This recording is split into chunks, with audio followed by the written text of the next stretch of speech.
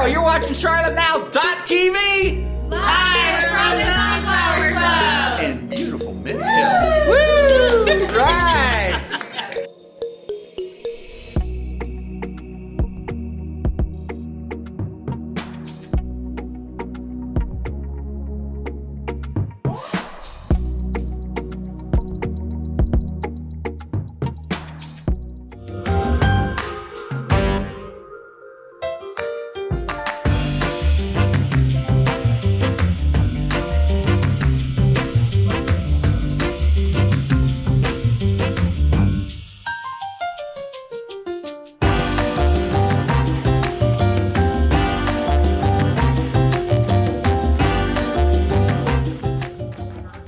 And there you have it. Hey, I'm Matero. We're live again from the Sunflower Club in beautiful Mint Hill, North Carolina. Wonderful suburb of the booming metropolis of Charlotte. If you've not been here, great city. My apologies in the pre-reel there. I had some background music playing that overplayed the pre-reel show, so it wasn't on your system. That was a fault of mine, trying to juggle too many digital things at one time. You know, my guest said to me as we were getting ready here, she says, tell him what you said? 2 hours? No, not about the 2 hour talk, about all the equipment. Oh, that's a lot of equipment. How do you know what wires go where? Well, you just saw it, unfortunately. Unfortunately, I didn't know what button went where, and I kind of made a little bit of a mistake. So this show is a community service that we provide every week, Fridays from 11 to 1. And we have an engaging conversation with people that are involved in the not-for-profit community, servicing the good folks of this region, helping to make Charlotte area the wonderful place to live and do business that we all know it to be. And today, my friend Sharon, hey. Hey. Thank you so much for coming on the show. Real quick, tell folks who you are and the not-for-profit that you are associated with. So my name is Sharon Allen Johnson, and I am representing Connecting Futures, Inc., and it's a non-for-profit that has been around for about 15 years. So that's who I'm representing right now. And I think it's a good time for us to be on the show and talk about Connecting Futures, because we're going through a rebranding, as you will. When Connecting Futures first got started, it was about helping youth in the community. And basically, the reason why it got started is I was a foster parent in Union County, and we didn't have a lot of resources in Union County for kids that were going through the foster care system. So we created Connecting Futures so that we can help those youth in the Union County area. But bring it fast forward, mission hasn't changed, just we've identified seniors in this part of our business rebranding, that we want to reach out more to our senior population because we see a need. Yeah, we talked about that in our last show. I think it was Blessed Assurance. Yeah, they were one of the guests as we had. I think we had like 7 people dropping in the show. So we'll get to that. We're gonna have an in-depth talk about the needs that you're fulfilling. And I want to thank you so much for coming. We really appreciate it. And you brought us, speaking of guests, she brought us a guest. Okay, you want to introduce yourself, Betsy? Yes, so I'm Betsy, and I am the office. Pull up on the camera a little bit. Oh. Okay, got it? Okay, so I am Betsy, and I'm the office coordinator at H&S Therapeutic Services, and I'm actually bilingual. So we understand with, as well as looking for services just for clients, but as well for bilingual speaking clients that need help as well. I always help with that. We actually have some clients in our agency. So I love to help our community as well, our Latino community, obviously with services that they need. So that is me. That's Awesome. Well, we appreciate what you do. We're looking forward to engaging in this conversation. Ladies, are you a little bit nervous about this? You said you're a little intimidated by all the setup here. I mean, you feel comfortable with this? I'm just a little nervous.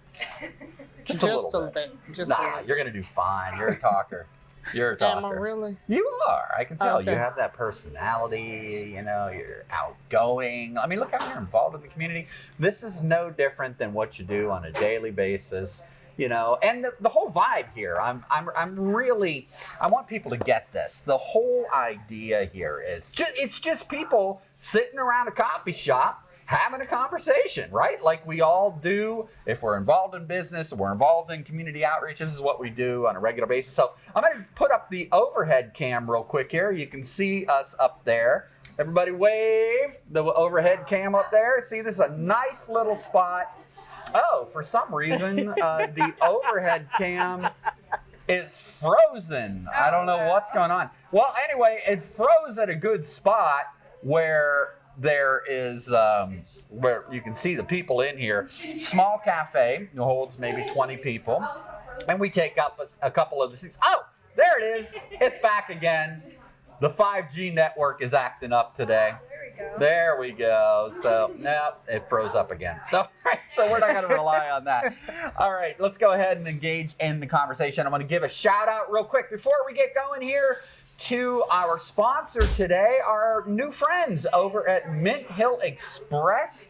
Brand new business, quite literally. Did the ribbon cutting from the chamber last night. Yes, you were there last night, I was. Sharon. We appreciate you doing that. Wasn't that an awesome event? It was an awesome event, and I think by you being there, you just kind of awesome, wow ribbon cutting with all the cameras and lights.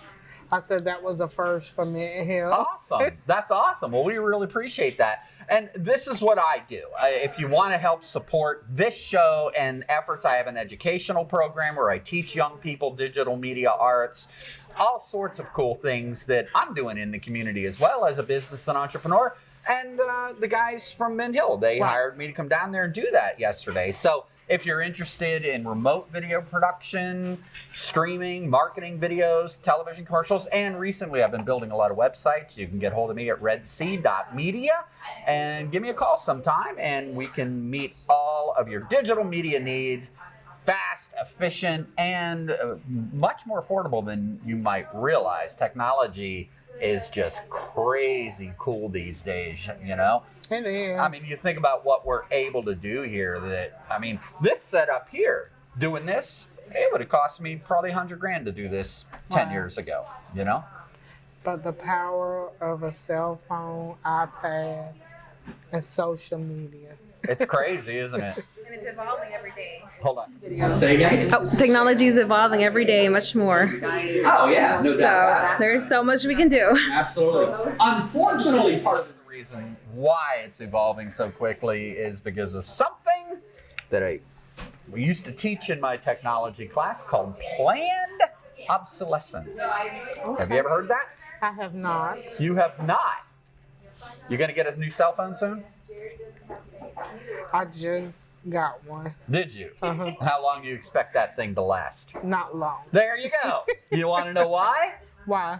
Because it's planned obsolescence. Okay. The manufacturers of these devices, they could build electronics that will last forever, but they actually plan as part of the engineering process for these things to break down and ultimately self-destruct. Like, you know, my wife dropped, $1,200 on a new iPhone a couple years ago, and it won't even hold a charge anymore. Well, you remember back in the day, you used to be able to remove the battery from your $800 device, and not anymore. You got to get a new phone, right? Exactly. Absolutely. So that's planned. Yeah. Planned obsolescence. Lifetime customers, right? That's the way it works, you know? I picked the wrong business to be in. I should have been a technology mogul, you know? All right, let's talk about community. Let us talk about the not-for-profit sphere that you all are operating within. I want to know who you are. I want to know what is driving you. And I want to know about the needs that you're identifying how you're identifying those needs, and how you're filling those needs in our community. So, Sharon, since you're a primary guest, let's go ahead and kick it off with you. Tell us about Sharon Allen Johnson. So about Sharon Allen Johnson, I'm originally from Union County. Lived my whole life in Union County, went to school there. And then I ventured out for a few years in the workforce. I didn't go directly to school, to a college or anything directly into the workforce. So I did that for a couple years. And then I started my career in healthcare at the hospital in Union County, where I stayed there for about 12 years. And in being there and becoming a foster parent, that's when I started the not-for-profit. And tell us about that. Tell us about not-for-profit. I know you're a busy lady. Yeah. You're involved. We're going to hear about what you're doing in the chamber. Okay. Tell us a little bit more about the not-for-profit. In the show setup, you had mentioned this rebranding that you're going Yes. through and this new focus. But you guys have been around for a long time, too. Yeah. So take us into the Wayback Machine a little bit. How did you get involved with that not-for-profit, and what were you doing and why? And how are you making this shift to this new focus? Oh, okay. So when I started the non-for-profit, I was working with Union County Department of Juvenile Justice, and we were partnering with them and Union County 4-H to create programs to bring exposure to at-risk youth. But the heart of the program was because I was a full-time foster parent, and I saw all the programs, resources were more in Met County as opposed to Union County. And so therefore, that's how Connecting Futures got started. I built a partnership with Union County 4-H and Union County Department of Juvenile Justice. We did a lot of agriculture. A lot of people don't know that 4-H curriculum is out of NC State. So we did a lot of healthy eating, exposing them to things they wouldn't normally get exposed The to. national 4-H curriculum that's taught in schools across the country came from North Carolina. Came from, the curriculum is actually based out of NC State. That's awesome. Yeah. That's cool. Homegrown, right? Homegrown. There you go. And so we had that program for about 3 years. One of the audience, which is my daughter, she actually went through a lot of those programs, 4-H. Here, let's see if we can get that. The internet's working. The overhand cam is live. There she is. Say hi, Dee. Hi. Nice. All right. You were saying she's involved And how? so they got exposed to nature, but also we went to operas. They did overnight camping. Just a lot of exposure that the inner city children normally weren't privy to. And then also helping those kids that were working out the restitution on probation get in a program. And we also worked with the alternative school in Union County. That's awesome. I see in the not-for-profit sphere, I see a lot of people that are doing this and serving those communities, these kids that have fallen in the cracks.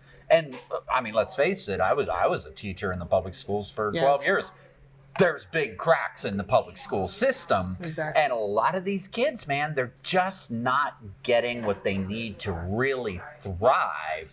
And it's thanks to folks like you through these alternative models. We call them alternative, but really, I mean, you know, food security, right? All these things that you're teaching, these should be fundamentals that every kid is getting at every level. What drove you to get involved in this? Just it being a part of what I saw every day, whether it would be in my community or people that I knew, just seeing it around me every day and seeing the need that I feel like a lot of kids can have an advantage if they have an example to go by. So that exposure was key for the program. And you've been doing that for 14 years, you said? So yeah, we That's a long time. We went with Connecting Future. So we took a pause, as I told you, and so now for the last about last 4 years, it's been on pause. But we're now rebranding and trying to focus more on the seniors in our community. All right, tell us about the rebranding, but primarily I want to know, and I'm sure our audience wants to know, why? Why? That's a pretty drastic shift in demographic that you're serving. What made you want to go that direction, and how are you going about doing that? So what made me want to go in that direction, when I took a break, I also took employment outside the nonprofit. And so that's where I saw the need, because I became more of a community aid, or working more in the community. And that opened my eyes to see the need with the aging population.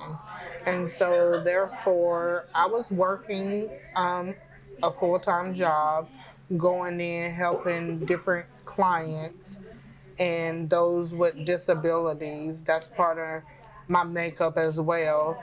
And as I saw myself serving these clients, I saw a need, because there were so many families requesting my services. I then started H&S Therapeutic to help, or to kind of duplicate myself, to be able to serve those with disabilities in our aging population, because they go overlooked a lot of times. Oh, yeah, absolutely. Well, look at what the Sunflower Club is doing here. Their ministry and their outreach, again, reaching out and helping families that might be falling in the cracks. Right. And not, maybe they're making a little too much money to be able to qualify for a lot of the subsidized programs that are out there. Maybe they're, there's a pride issue. They're not sure where to go to turn to look for help. Maybe their churches, the food bank's drying up. Right. I mean, who knows? Everybody has a lot. Everybody's got a story, right? Right. Y'all are filling those gaps. Yes. Yes. Okay. And this is where my true passion came in. Seeing that there is an education piece also in certain communities about healthcare, access to healthcare, really understanding their benefits and what they have, and how to advocate for those benefits. And so sometimes you see people, I've come across in the last 3 years that we've been working with H&S, we see people in our community that have had high blood pressure that is going without medication, whether it be not going to the doctor, not being able to afford it, or not just really knowing how to navigate the insurance system. Oh, this world's crazy. It really is. Myself, just a little bit about me. I had a battle with cancer this year, and Wow. I mean, praise God, He got me through it. But I'm sitting here going, I couldn't work for about 3 months, 3 months, and my business languished. And I'm sitting there. I'm a healthy guy. I'm young, right? And I'm going, man, had I not had a wife that worked hard and brought in good money, I may well be sleeping in my car right now. I mean, I get it. I can see how life can take a really quick turn. And, you see people living in nice houses, and they're driving cars, and they're doing all right. But we don't really know what's happening with the bank ledger. We don't know what's happening with the insurance. We don't know what is happening with the bills stacking up. Life can turn quick. And anybody going through a medical situation can find themselves very well in that place where they're accumulating a lot of debt or just really not knowing how to navigate the system and understanding that there's help out there. Right. Well, we really appreciate what y'all are doing for the community. Now, we talked about demographics, and you brought your friend Betsy with us today. Thank you so much for joining us. Tell us a little, before you get into what you're doing for the community exactly, putting your bilingual skills to work, tell us about Betsy. Tell who you are, how long you've been living in Charlotte, and what is driving you to get involved with this organization and pushing in the community the way you are to help people. Oh, so I actually am originated. I was born in Tennessee, Cookeville, Tennessee. So I've definitely been traveling with my family. I have a special needs brother. So that's really where we're going to come to that point, but that's really why the biggest passion for home care and for helping especially families with special needs. So growing up with him, from my own experience, this passion really came with helping is because from my own experience, as well as with Miss Sharon as well. I had growing up going always to the hospitals, having issues with home cares, nurses, and just a big frustration. Up until 2 years ago, we came and we had upon to H&S Therapeutic Services, and it was such a relief getting here because to this agency and knowing the staff, because they were such a big help to us, and it was just amazing the way everything proceeded and just how great the services were. And so I'm definitely nervous, as you guys can tell. We're just gonna break the ice. I'm definitely nervous. That's okay. We'll turn it over to our friends on Facebook. Actually, we're actually getting some questions from our community, which is really, really cool. So I want you to keep talking. You ladies go ahead and talk. Okay. And I'm gonna see, I have some software that allows me to bring in comments up on the screen in live time. Let me go ahead and see if I have that configured right. So you guys go ahead and talk a little bit. Tell us a little bit wherever you left off there in the story, but tell us a little bit more, if you don't mind, if you feel comfortable, telling us about your experience with raising a special needs child and some of the challenges. And I say this not to put you on the spot, but I say this because I am certain somebody out there watching is either going through a similar story or they know somebody who is. And that we want them to understand that we understand, we get it, and that there is help. Yes?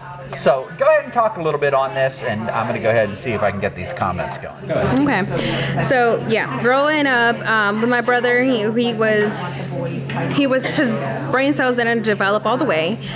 So with him, he is like a 9-month baby, and he can't walk or he can't talk. So pretty much he is dependent on us, on the family, and we would struggle a lot. We would have to move to place to find the good doctors or find the good hospitals that would need his services, because we would have to travel. We were living in Greensboro and would travel all the way to Chapel Hill because that's where all he had about 11 doctors that would check up on him in that same day.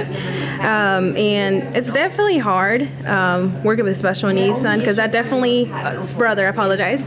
I call him as my son because I'm like the big sister, so it kind of just goes on, and I feel like he's my little baby. But it's definitely been hard, just with a lot of challenges. We would always have to end up going to the hospital because unfortunately all the liquids, all the food would always go to his lungs, and so he would always end up with pulmonary. So it would always definitely be very hard, and then with his low defense system, so it would be very hard. But we would always, once we came here to Charlotte, we came about 5 years now. It's been 6 6 or 5 years, and we found this school. It's actually in Metro. It's in downtown. So it's been really great because they have so many programs there, and it was just amazing because that's whenever he was able to finalize just being able to see more things, and they would just think of him as a human being. They would, he would be counted and he would be seen, and that's just something very beautiful because we would have stories in schools where they would treat him bad. They would mistreat him. They would hit him, and so since he can't talk to us, that's one of the biggest challenges that we would have is that he can't speak for himself. So he can't say, "Hey, Mom, I got hit," or anything that might have happened to him. So we would have to just see it by bruises that he would have, or just things that we would see, and it would be very hard because we wouldn't know how to stand up for him or how somebody can be there protecting him. So that was biggest of our cases. Even with our CNAs or home health aides, we would have agencies that would do the same. They would just send nurses in that wouldn't really care for him. They would just be on their phone. They would just, since he can't talk or walk, they think that he won't, that he don't need services, that they could just sit there and talk on their phone. And that was a really big struggle, finding the services that he needed, because he's a very playful boy, and he loves toys, he loves music, he's very joyful. How old? He is 22. Now? Yes. And when did he start in that school? I'm sorry? When did he start in that school that you were talking about? He started when he was in his high school year. So he was about 18. So now The show's all about connections. Maybe somebody out there needs to be aware of the school. Why don't we give him a shout out? Yeah, of course. So this is Metro School. It is in downtown Charlotte, and they actually have all ages. They don't have any specific ages for them. And I definitely recommend, if you have any family member or you yourself have a special needs son, autistic, or any type of diagnosis, I definitely recommend, me as myself as personal experience, I recommend you take your child or your family member there. They have even school buses. They provide transportation, and they have a lot of programs. They have a lot of music, physical therapy, social. They have so many amazing programs there. I recommend Metro School. They are amazing. That is awesome. Yes. I'm going to go back to Sharon real quick. Sharon, tell us about Betsy's involvement, and what did she come to you? Did you approach her? Why is having her on board so important for advancing your mission? So Betsy's family was referred to our agency. And we have saw a growing need or a growing number of Spanish-speaking clients coming into our agency. And again, we talk about healthcare, we talk about services, and we talk about those barriers. There was a language barrier there, and I felt like Betsy would be instrumental in bridging that gap through that language barrier so that they would feel comfortable about expressing the needs, whether it be their senior mom going through, just expressing the needs that she had and being able to fulfill those needs as they felt comfortable because the language barrier was no longer there. And there's also the cultural barrier as well. It's I find that interesting. As an educator, we run into this on occasion too, and you don't realize until you dig deep and you start dealing with people and getting into their lives and their situation, the cultural differences, those challenges that these face, they're real. And let's address that a little bit. You want to talk about that a little bit, Betsy? Sharon, go ahead. You guys, why don't you guys talk amongst yourself here a little bit, and I'll just go back and forth. Yeah. Me and Betsy, we're always trying to strategize and see the need and go out and help the Spanish-speaking community. Kind of like for Thanksgiving, we were blessed with some food items from Blessed Assurance. and to help those families in need with food insecurities during the Thanksgiving holiday. So Betsy and her family took some of the bags and were able to go out to the Spanish-speaking community and provide. They actually cooked meals and took it to those in those communities that needed food during the Thanksgiving holiday. So it has been a great partnership, but also looking forward about how we can be strategic about encompassing all races, all nationalities, all culture, to help them get better health care, access to health care, and those services that they need in the home. Betsy, tell us, what are some of the biggest needs that you're finding in and are these global needs that you're finding across the board, no matter race, no matter socioeconomic background, or are there needs that are specific to the community and the demographic that you're serving? Tell us a little bit more about that. Yes. So I think the biggest problem is that there are voices that are not being heard. Comes whenever people are needing services or even just help. That's why there's caused a lot of poverty and not needing, for example, families that are not obviously don't have much wealthy. They are having special needs kids, or not even just special needs, but just family members who are sick, who are ill, and are needing services or help. Their voices are not being heard. So with like the language barrier, I can definitely say that. But even just nationwide, I feel like that is the biggest issue that there is, that there are voices that are just not being heard. And we know as well, with government, there is not much that they do and help us, especially with healthcare. So I feel like that's the biggest barrier or a problem that we have, the issue that there is going on. So that's why I feel like we want to do more, not just be a home health agency, but we want to be as more and be able to go out to the community and just do more, do as what we can do and more. So, just to clarify, Betsy, do you work for the not-for-profit, or are you a volunteer? Do you have your own agency? Explain to me the relationship. The for-profit. Oh, okay, wonderful. That's awesome. We'll talk a little bit about that. You all, as entrepreneurs, you were able to turn your passion into a business model, but you're also serving still. The focus of the business is serving those that are, even though you are for-profit, you're still providing services that people, is it they can't get elsewhere, or maybe they just don't know where to go? Explain to us a little bit about that. And then you had sent me a graphic for Adopt Us. Yeah. Talk to us a little bit about that.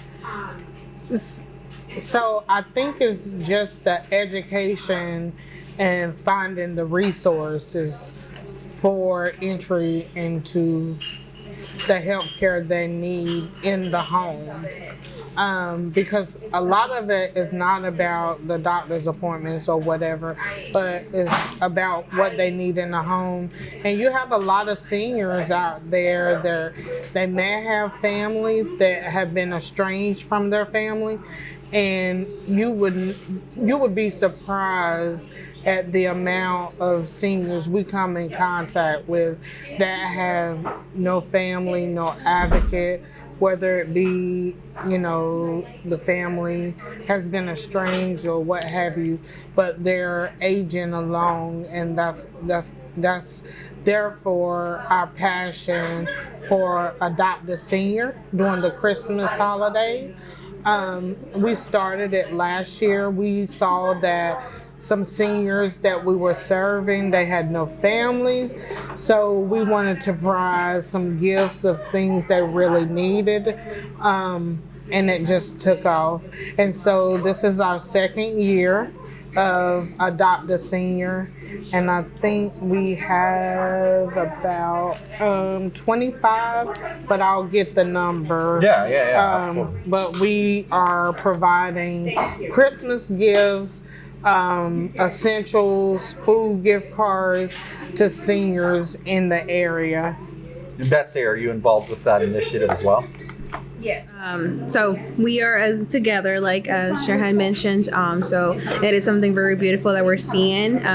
It's just being able to just help as well. It's really amazing because we don't know as well, like you mentioned, we don't know what everybody might need. Everybody has different needs or backgrounds, and so it's amazing that we're able to provide that as a Christmas and just have a joy in their faces and just being able to help them as well as more as the agency. Now, for anybody that's interested, what are the criteria for getting help, getting assistance, especially in the aged population? They have to be a certain age? Is there a certain economic level they have to be at? What criteria are there to get help?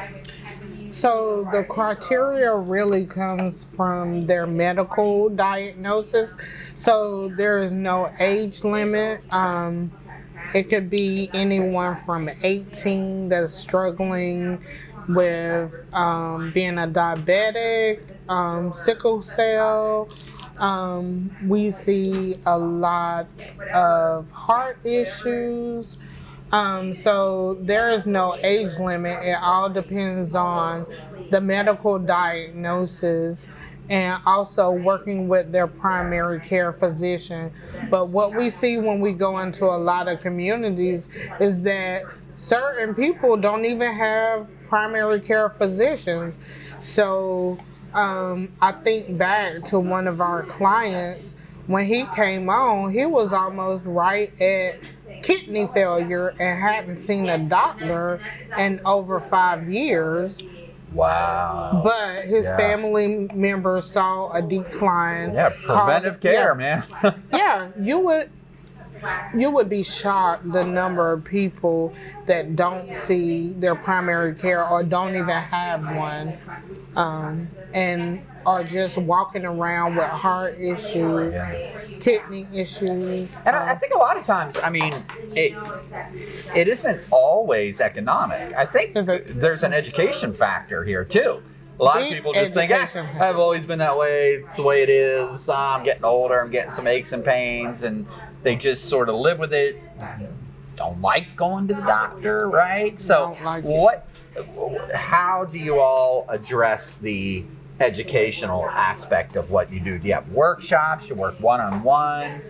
How do you guys deal with that? That's our primary goal for 2024, and rebranding the non-for-profit to go out and to be able to be a resource in the community, to provide the workshops, to provide the health fairs, to provide just general assistance that your insurance might not cover. We have gotten referrals for seniors and went to their homes and went in their homes, and their homes have just been so unkept, if not feasible for someone to go in. So as an agency, we want to be able to provide professional cleaning care to those that need the health care, but some of our professionals just say, I can't do it because of the environment. It's not a good working environment. So being able to be a resource in that manner. Betsy, how about you? I definitely agree. Yeah, 2024, there will be definitely a lot of more community that we want to go out to, and just being able to introduce ourselves and let them know we're here to help you. So, your voice is heard, or anything you need, we're here to assist you in anything. So definitely 2024 will be a lot of community events that we will be doing out for our seniors or our people who are needing and help. And we have one of our primary people here that go out every day in the homes and see the needs and talk to the families and see that need. Are they interested in talking with us? Yeah, come on. You can switch with it. Yeah, go ahead and jump on there. Thanks, Betsy. You can come back in. Actually, I might be able to. Let me see. If you just bring a chair, and we kind of swing this way. Grab that. Yeah, grab that other chair. And I think we'll have room for both of you. Let's take a look here. Okay, while we're getting this set up, if you are just watching and just now tuning in, my name is Sam Otero, and I am the producer and founder of CharlotteNow.tv. I moved here myself about just a little over a year ago and started this program as a way to tell the great stories of Charlotte, the people that are making this community such a wonderful community, and it really, really is. If you've not visited Charlotte, North Carolina, you really need to come and check it out. There's a reason why very many people are moving here in droves. Great city. So this podcast we started doing 4 weeks ago. This is our 4th episode. And the focus is the folks in the not-for-profit community. We're broadcasting from the Sunflower Club in Mint Hill, North Carolina. You can check them out at sunflowerclub.org, a ministry and really quickly becoming a hub of the not-for-profit community in this area. People here are fabulous, and we are learning from them and digging into their stories on a weekly basis. If you'd like to be on the show, well, you know what? You need to visit us at charlottenow.tv and sign up. There's a form right on the front page. Tell people or tell us about you and why you would like to be on the show. Also, we ask you please to support us on social media. This is I'm not a not-for-profit yet. We are forming a not-for-profit, a media not-for-profit. But this is it's a private business, my entity, and we're doing this as a community service to the folks here in Charlotte. So the best way that you can help us is to spread the word. That's really what it's all about. You know, use social media, leverage that. Doesn't cost you anything to click that like button and to tell people about what we're doing here in the community. We really appreciate your support. Of course, there's a digital tip jar at charlottenow.tv. Of course, if you want to make some financial contribution, that'd be great too. All right, so there's my little plug, and I think, can you guys, let me see. Hold on a minute here. I got this handy dandy little wide angle lens, right? So let's see if we put that back on here. And I think if we get both of you And we have a can. couple, there we go. Yeah, because you might get me. Look at that! Got that little fisheye thing going on. Hold on. Just saying. Yeah, so I think, and that way, like, those are the key. There we go. Yeah, it worked. Okay. That's awesome. So, you want to set up our second guest here and tell folks who they are? So this is Courtney Allen.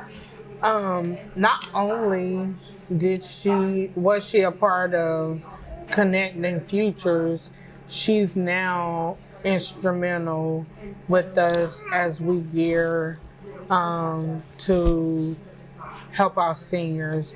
She is our main community partner that goes out to the homes, check out the homes, get all the information from the families of the needs that they have. And her name is Courtney Allen, and she's also my daughter. There you go. So as we see a lot here, a lot of these programs are family affairs. Right. The people that care, it runs. Hey, you know what? Courtney, caring is in your DNA, isn't it? It is. Yes. Tell us a little bit about Courtney. You could have went in any direction. And I think it's just where my heart is. Growing up, I volunteered at nursing homes when I was younger, and then I've always had a heart of helping others. We are partnered with NC Works as well. So they took me back to school, and I was able to get my CNAs. And like Miss Sharon mentioned, I do go out to the homes to make sure that everything is going well with our aids that we send out, and that's what makes us different from any other home health agencies. Like you mentioned, we are a family-oriented business.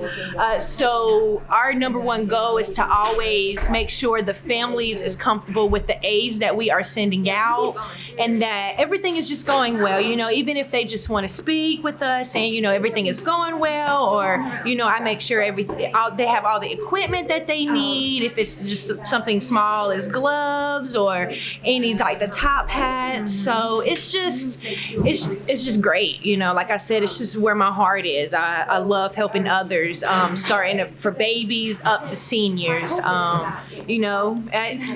That's all I can say is just where my heart is. That's awesome. Hey, give us a success story. Something that happened that, we all have moments, especially if you're in the service sector, where something happens, an endeavor is planted and grows, and you are dealing with an individual or a circumstance in your life ends up being changed for the good because of that. Tell us a heartwarming story. I know you have some.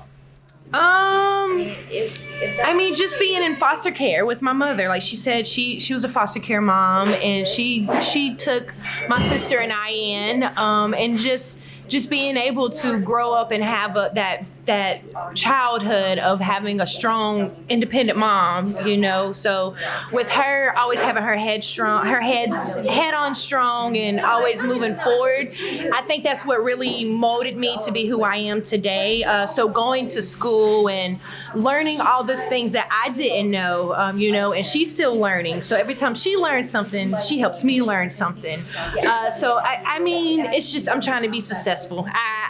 I don't know how to answer. I'm nervous, as you can tell. I'm not very nervous. She put me on the spotlight. You're doing great. When you get out there in the community and you go into homes, what are some of the biggest needs that you're finding with the elder community? Some of the biggest needs that we're finding is just the companion.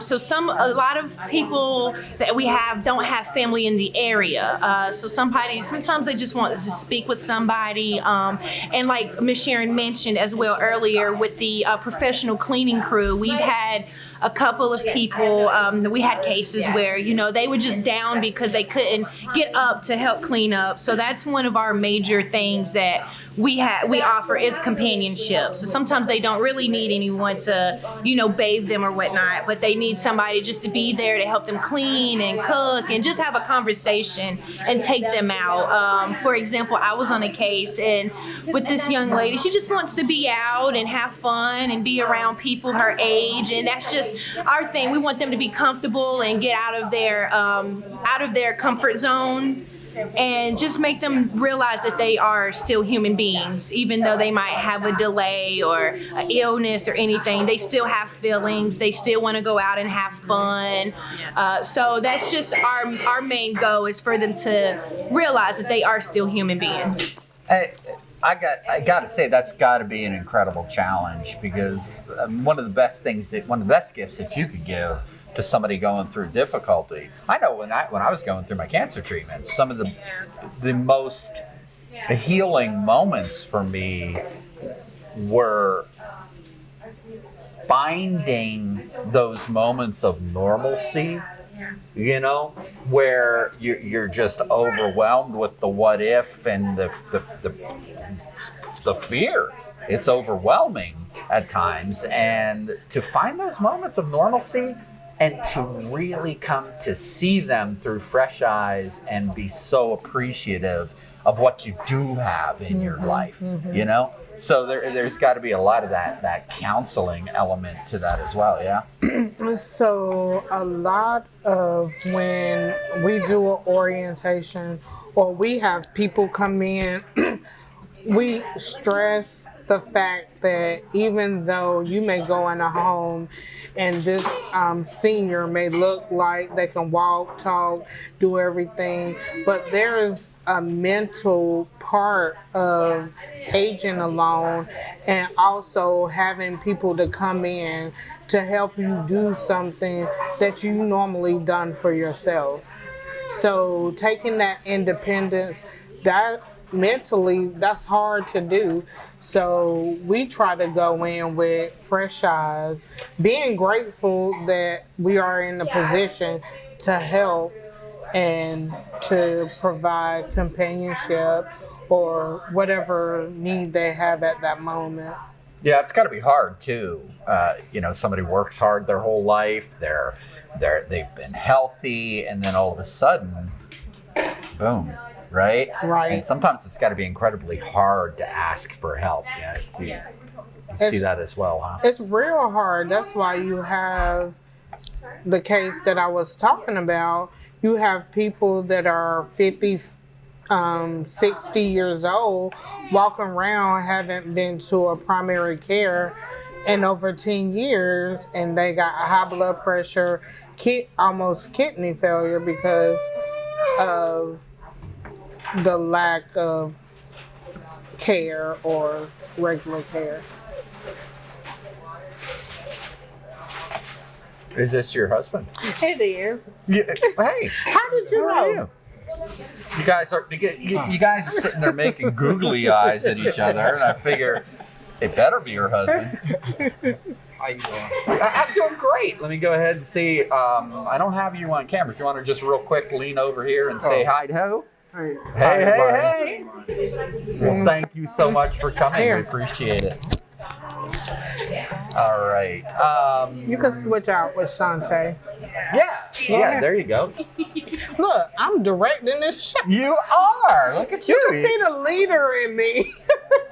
Well, let's. One thing I can definitely say. Throughout the time, that's one thing I can definitely say throughout working with Sharon and Hakeem, it has been amazing because she has been a very good leader, not in just my professional life, but in my personal life. She made me get out of my comfort zone and just be able to express myself even more, express my feelings, and that just made me a little bit more comfortable as well. And leadership is amazing. I can't say how much I've involved in it, become a bigger person because of them too, because of Hakeem and Sharon. That's awesome. Your name, sir? Hakeem. Hakeem. Yeah. And you guys, can you slide forward just a little bit? That's fine. Yeah, there you go. Yeah. Get a little bit better audio that way. So, Hakeem, are you involved in the not-for-profit or with the business as well? With the businesses, yes. Definitely. I'm the supervisor of the transportation part of it. We do non-emergency transportation. We help elderly people to get to appointments, get to therapy, anything like that. That's a huge need. Yeah. You know, a lot of folks that can't drive anymore, maybe they're strapped. They're going through some difficulty with their health, and how are they sitting there riding the public bus system? That's a big. How many of the folks that you guys are serving, if you had a percentage that you could pull off the top of your head, that really have those transportation concerns? Well, a lot. 60%. 60, 70% of the, 70%. Wow. Yeah. That's a lot. Yeah. Yeah, because they're either like on their own or they just need the transportation. Yeah, because there's a lot of factors. Like you said, there's a financial part that they can no longer afford the insurance or the maintenance of a vehicle and stuff like that. Then there's the physical part where they're physically enabled.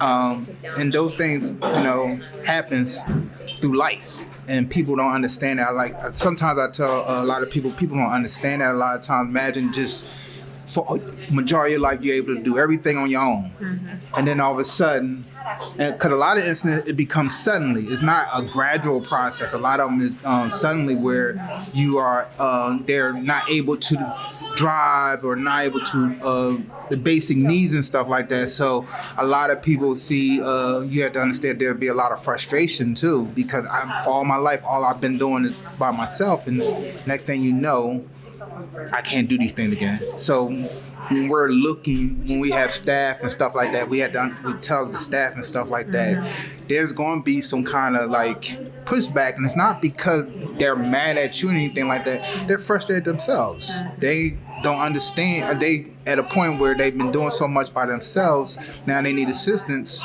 for the simple things. So it's very important to our staff to understand that a lot of times.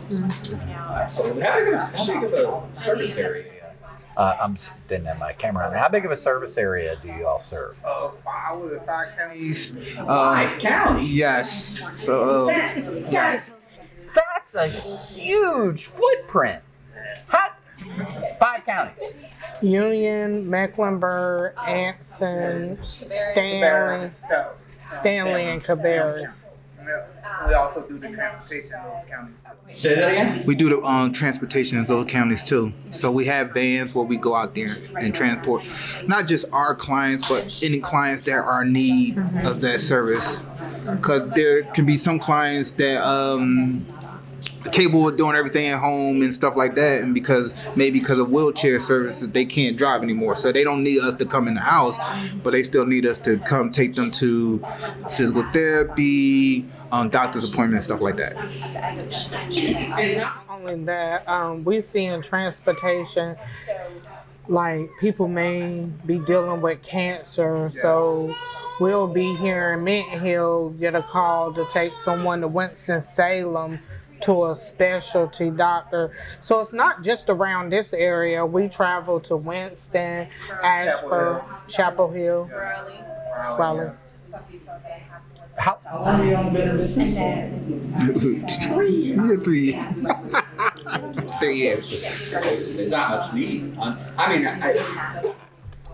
mean, congratulations, good for you, but it's unfortunate that there is that much need in our society. I mean, it's kind of crazy when you think about how affluent and how advanced we are of a society that we have that many people that are falling through the cracks. That's got to be heartbreaking. It is, but I think that's what keeps us going. Even though we have the for-profit business, the culture of and the heart of the H&S is to be in the community, to serve our community.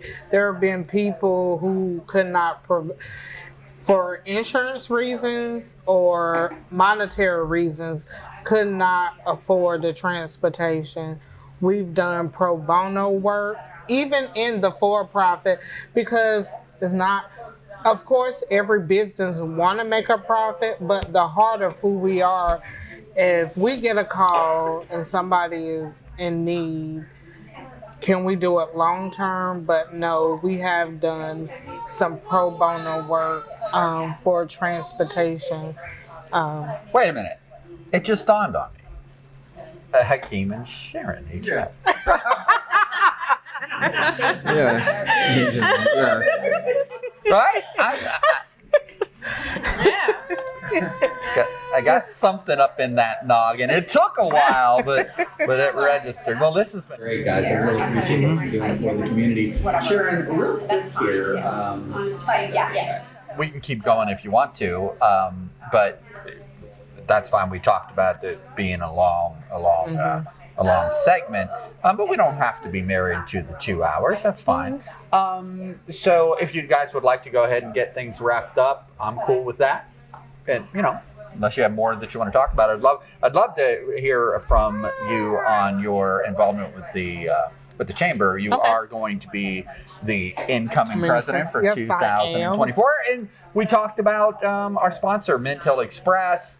Right. What they did last night at their ribbon cutting. It was so fun. I was honored to be able to be there and record that for them for marketing purposes. We had a great time. There was a great turnout. Tell us about your involvement with the chamber and what do you anticipate your presidency will bring in 2024?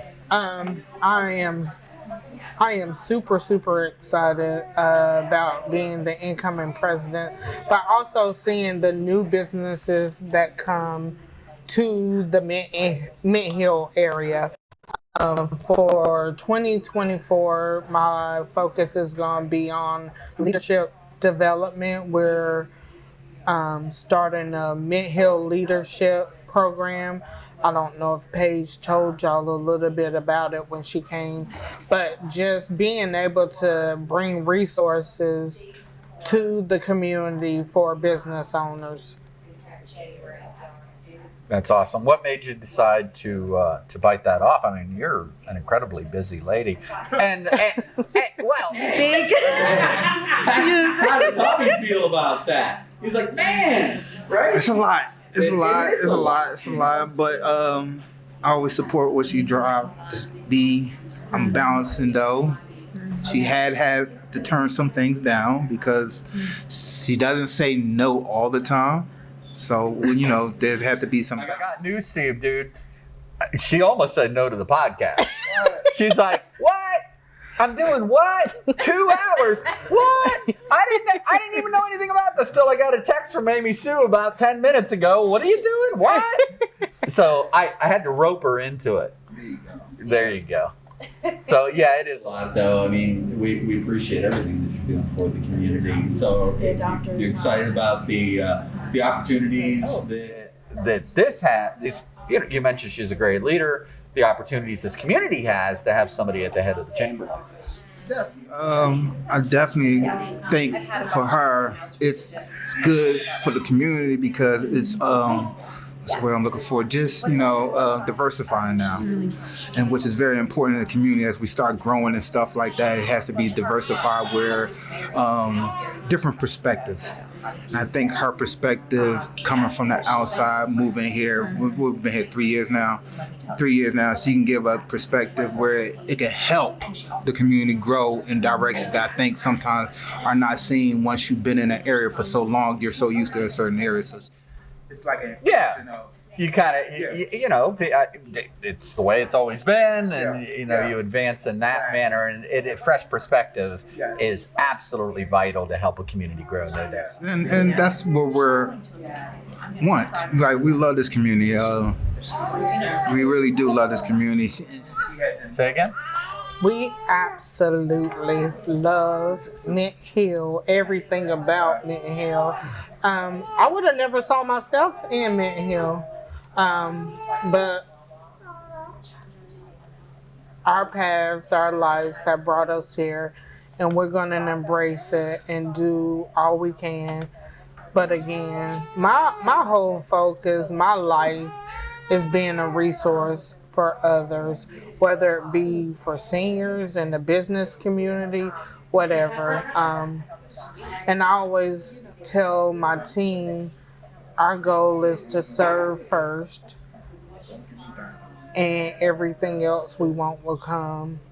And we leave people better than what we found them. Now, Mint Hill is a suburb of a big metropolitan area, but I understand through a couple of our other shows that really there's about maybe 25, 30,000 people here, right? Mm-hmm. So it's not a huge town. But I got to say, I've been involved in businesses all over this country in my 30 years as a business person. And this chamber really is vibrant. And they turned out last night at the Mint Hill Express, man. There were a lot of people there. And it was a fun turnout. Is that normal? Were you pleased with how the event went? And I was. Tell us about the guys there. I'm going to give them a shout out. Misa and Freddie, aren't they great? Tell us about that. I love Jose, and since Jose has came to Mint Hill, his energy, his excitement, his willingness to help. We had a small project. He helped out with that. So I just love businesses coming to the Mint Hill, coming to the chamber, and feeling welcome. But yeah, that's usually the turnout that we get at a ribbon cutting.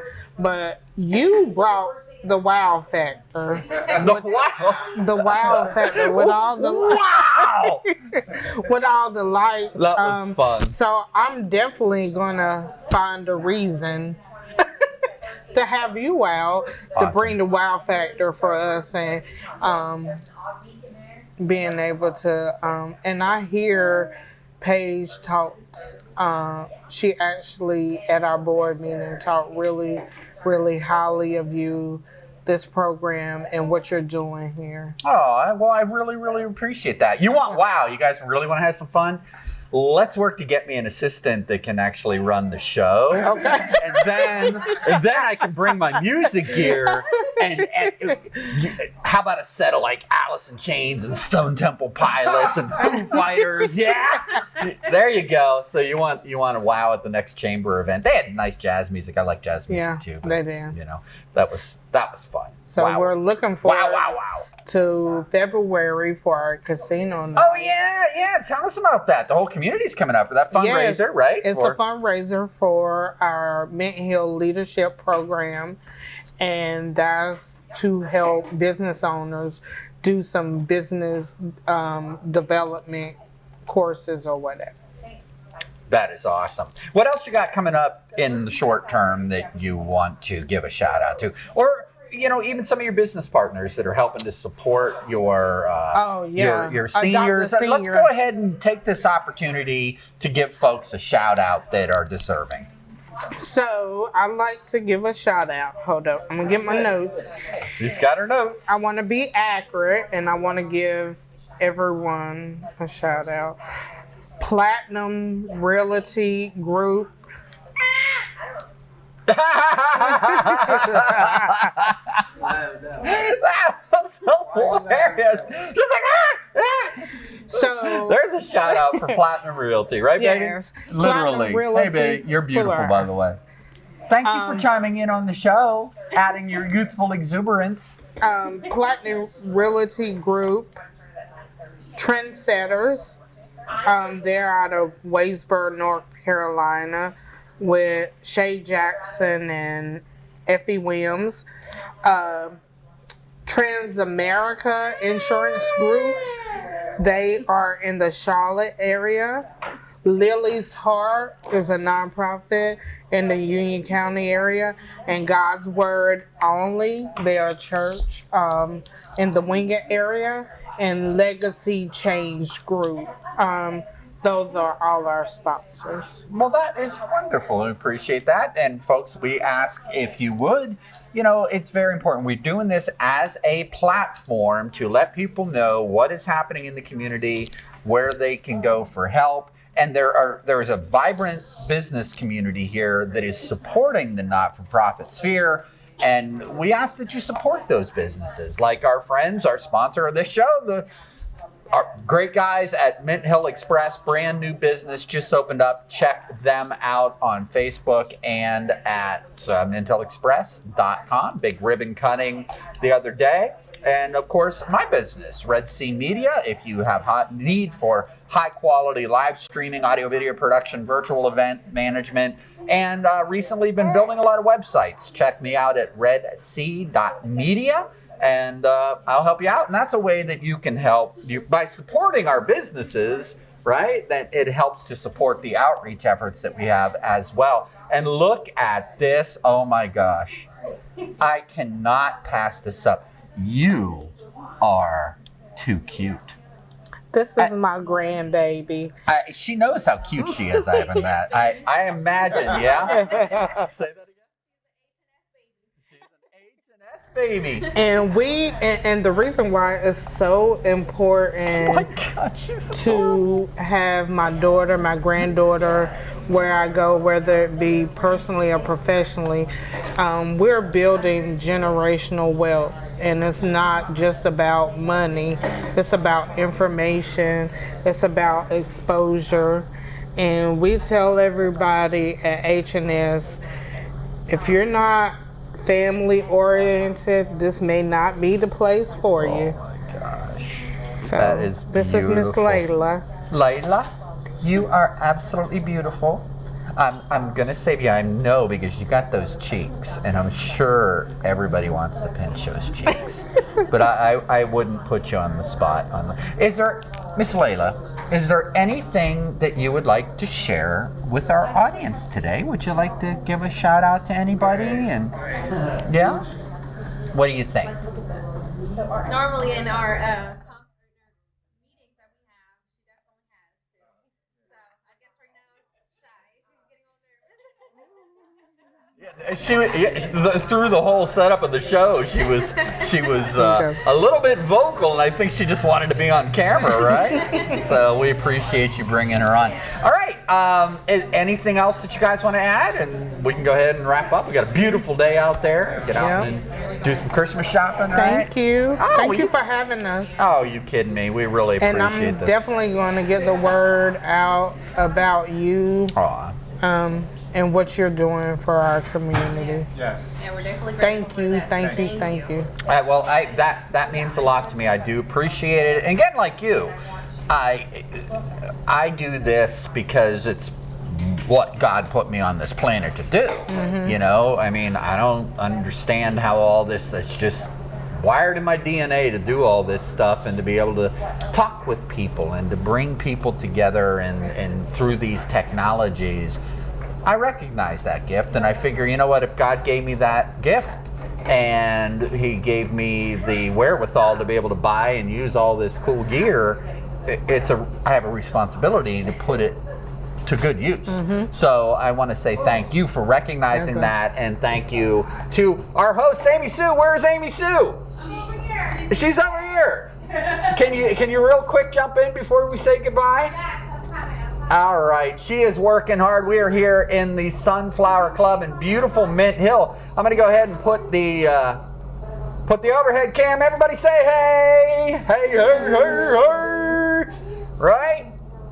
Boy, the 5G connection is slow today on that cell phone. All jittery and crappy looking. Oh, she's ringing somebody up. I'll be right there. Okay, she'll be right there. So, folks, did you want to say anything before we wrap up? Anything you want to add?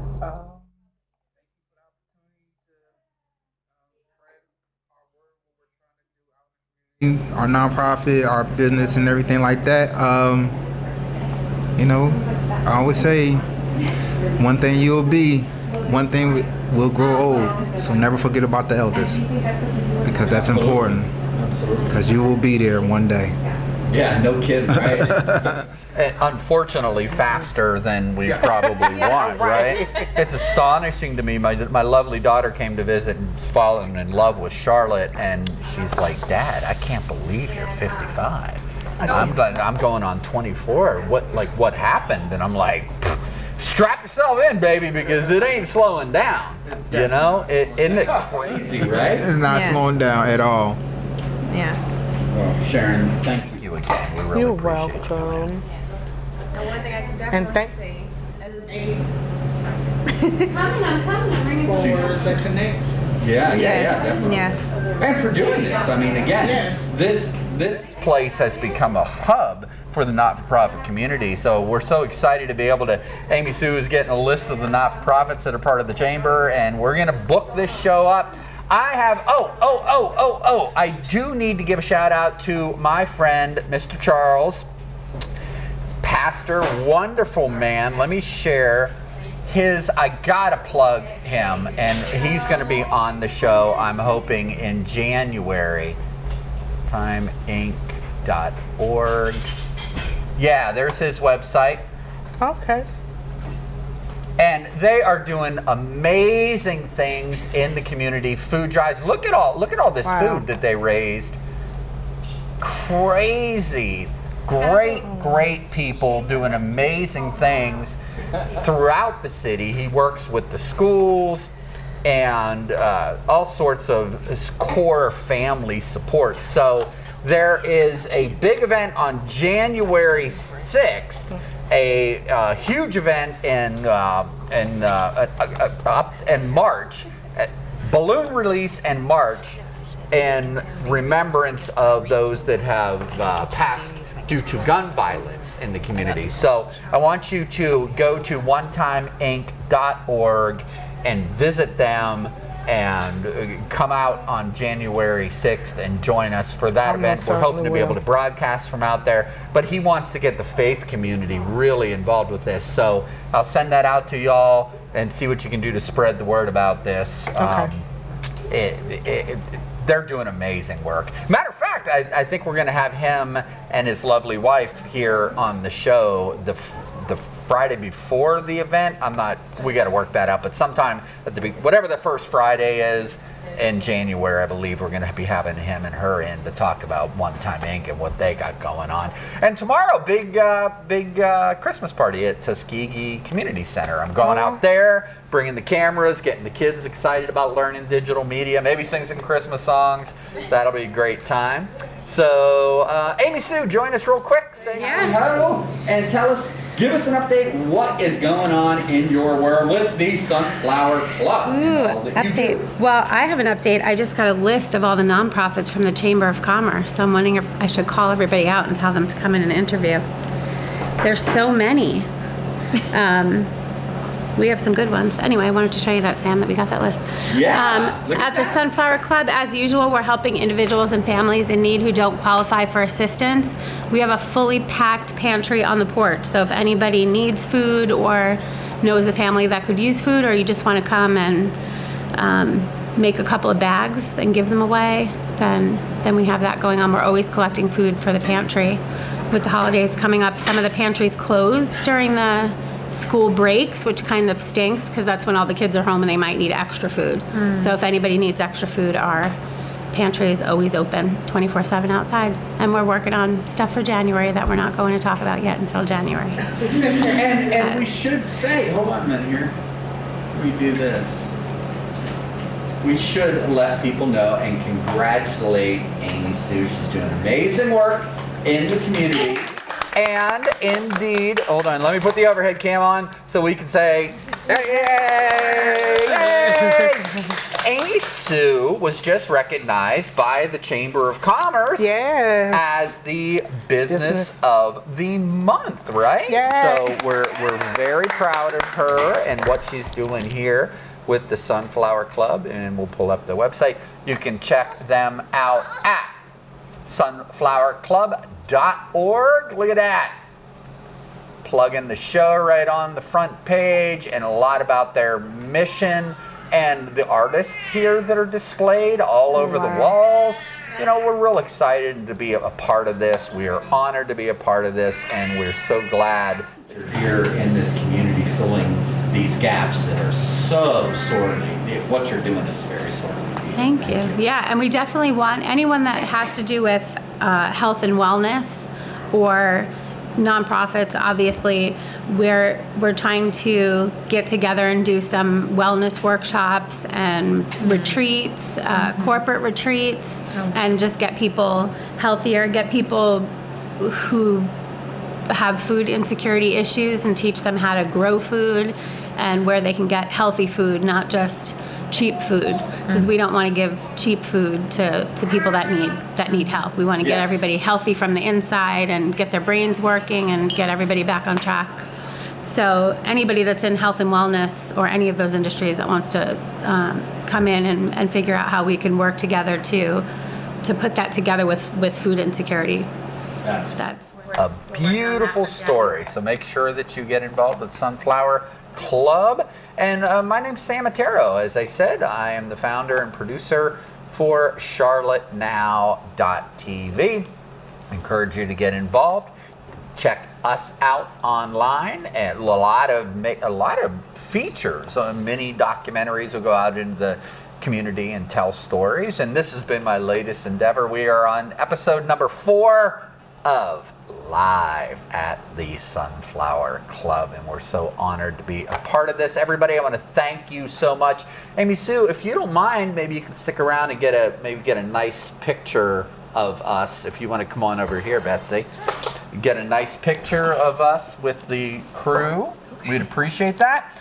And I'm going to go ahead and take the show out. If you've been watching on the live stream, we appreciate you. And if you dropped by the cafe, we appreciate you as well. And we want to encourage you to come by the cafe. This is a lot of fun. Ladies, what do you think about what we're doing here? I love it. Absolutely love it. I definitely think it's beautiful. It's great because there is other nonprofit agencies that are businesses that can definitely speak about what they're doing, about their passions, and just open space. And it's really beautiful because we can obviously help the community, and you never know who might need help or who might Absolutely. Or who's going to do the same thing. So I think that's amazing. Thank you so much. Oh, it's my pleasure. Sharon, thank you so much. See, it wasn't that bad, was it? We roped her into it. All right, Sharon, our guest, Sharon Allen Johnson, thank you so much for everything that you are doing in the community. God bless you, Betsy. Thank you for everything you're doing. God bless you, Amy Sue. You as well, my dear. Well, I'm going to go ahead and end this. My name is Otero, and I'm live at the Sunflower Club every Friday, 11 to 1-ish. Check us out online. Next time, we'll see you. I think we got a show going on next week. We do? I don't know. They just point me in a direction, wind me up, and hit play. There you go. All right, y'all. Have a very, very wonderful and safe week as you're out there taking care of your last-minute preparations for the holiday season coming up. It's the holiday season, right? The tickery top. Oh, I got a little bit of trivia for you. Anybody? My wife didn't know this. Do you remember this? Tell me if you know what this is from. La la la la la la la la la la la la la. You don't remember? La la la la la la la. We're just blankety blank blank. No good. Name that. And you don't know. Nobody knows. No. Oh my gosh. Oh What my is gosh.